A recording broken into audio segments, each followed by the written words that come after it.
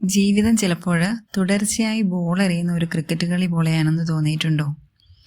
ഒന്നല്ലെങ്കിൽ മറ്റൊരു പ്രശ്നം നമ്മളെ തേടി വന്നുകൊണ്ടേയിരിക്കും. ജീവിതത്തിൽ മടുത്തു പോകാറുണ്ടോ? എന്നെക്കൊണ്ട് ഇതിനൊന്നും കഴിയില്ല എന്ന് തോന്നിയിട്ടുണ്ടോ?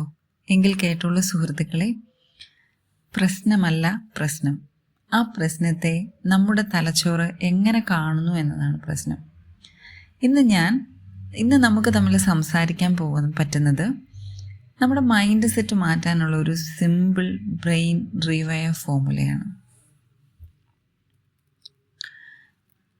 എന്താണ് മൈക്രോ പ്രാക്ടീസ് എന്നറിയാമോ? നമ്മൾ വിചാരിക്കുന്നത് നമ്മുടെ ജീവിതം മാറാൻ വലിയ മാറ്റങ്ങൾ വേണമെന്നാണ്.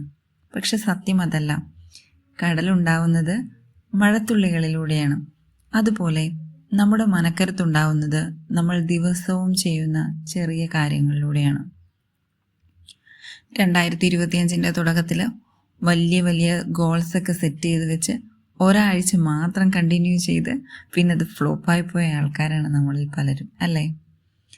ഈ ടെൻഷൻ നിറഞ്ഞ കാലത്ത് പതറാതെ നിൽക്കാനായിട്ട് 2026 നമ്മുടെ ജീവിതം കൂടുതൽ കളർഫുൾ ആൻഡ് പവർഫുൾ ആക്കാനായിട്ട് പറ്റിയ 3 മൈക്രോ പ്രാക്ടീസുകളാണ് ഇന്ന് ഞാനിവിടെ നിങ്ങളുമായിട്ട് പങ്കുവെക്കാനായിട്ട് ഉദ്ദേശിക്കുന്നത്. അതിലൊന്നാമത്തേതെന്ന് പറയുന്നത്, ശരിക്കും നമ്മുടെ മനസ്സിൻ്റെ റിമോട്ട് കൺട്രോൾ എവിടെയാണെന്നറിയാവോ? അത് നമ്മുടെ ശ്വാസത്തിലാണ്. ദേഷ്യമോ സങ്കടമോ ഒക്കെ വരുമ്പോൾ നമ്മുടെ ശ്വാസം വേഗത്തിലാവും, അല്ലേ? ആ സമയത്ത് വെറും 60 സെക്കൻഡ് എടുത്തിട്ട് ഒന്ന് ദീർഘമായി നമുക്ക് ആഴത്തിലുള്ള ശ്വാസം എടുക്കൽ ആരംഭിക്കാം. ഇതാണ് നമ്മുടെ തലച്ചോറിന് നമ്മൾ സാവധാനം ശ്വാസം എടുത്ത് സാവധാനം പുറത്തുവിടുക എന്നാണ് ഇതിൻ്റെ ഈ ഒരു ദീർഘമായി ശ്വസിക്കുമ്പോൾ തലച്ചോറിന് കൊടുക്കുന്ന സിഗ്നൽ. സമ്മർദ്ദത്തിൻ്റെ മുനയടിക്കാൻ ഇതിലും വലിയൊരു വിദ്യ വേറെ ഒന്നുമില്ല കേട്ടോ. അടുത്ത മൈക്രോ ഹാബിറ്റ് എന്ന് പറയുന്നത് എൻ്റെ ഏറ്റവും ഫേവറേറ്റ് ആയിട്ടുള്ള ഒരു കാര്യമാണ്.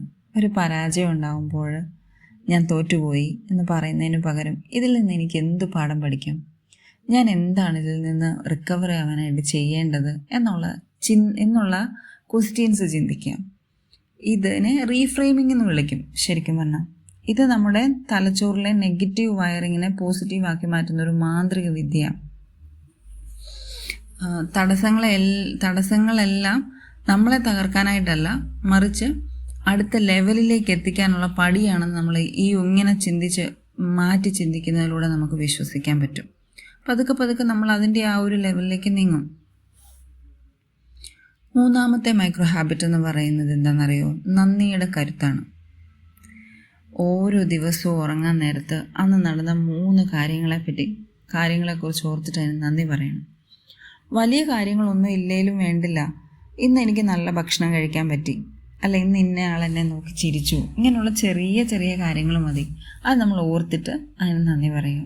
ശരിക്കും പറഞ്ഞാൽ നമ്മൾ ഈ ഭൂമിയിലേക്ക് വന്നപ്പോൾ ഒന്നും ഇല്ലാതെ ഇവിടെ നമുക്ക് കിട്ടിയിട്ടുള്ള എല്ലാത്തിനും, ഇൻക്ലൂഡിങ് ഭക്ഷണം, വെള്ളം, എന്തിന് നമ്മൾ ശ്വസിക്കുന്ന വായുവിന് പോലും നമ്മൾ നന്ദി പറയണം, അല്ലേ? എല്ലാത്തിനും നമ്മൾ കടപ്പെട്ടവരാണ്. നമ്മൾ ആ ഒരു രീതി ചിന്തിച്ച് കഴിയുമ്പോൾ എല്ലാത്തിനും നമുക്ക് നന്ദി പറയാനുള്ളതേ ഉള്ളൂ.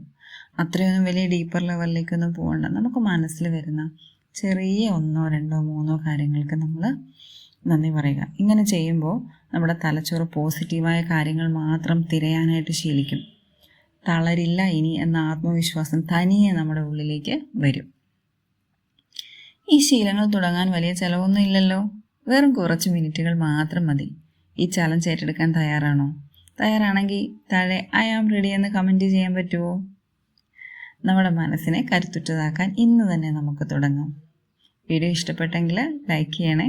സുഹൃത്തുക്കൾക്ക് അയച്ചു കൊടുക്കാനും മറക്കണ്ട. അടുത്ത വീഡിയോയിൽ കാണാം. Thank you. നന്ദി, വളരെ നന്ദി.